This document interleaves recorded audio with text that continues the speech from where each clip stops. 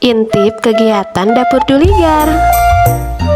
Mau hajatan atau mau ngadain berbagai syukuran di rumah? Gak mau ribet? Maunya yang simpel-simpel aja?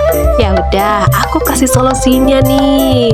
Dapur Duligar Catering siap melayani. Iya, Dapur Duligar Catering bisa menerima pesanan jasa catering atau jasa masak di berbagai hajatan apapun ya teman-teman. Mau acara pernikahan, syukuran akikahan, mau acara ulang tahun, dan acara yang lain-lainnya ya teman-teman. Pokoknya intinya ya masak-masak hajatan gitu ya teman-teman. Jangan khawatir, kalau soal rasa insya Allah tidak akan mengecewakan. Dan soal harga juga bisa dikondisikan sesuai budget ya teman-teman pastinya. Jadi jangan ragu-ragu ya teman-teman kalau mau pakai jasa Dapur Duligar Catering. Yuk segera hubungi adminnya.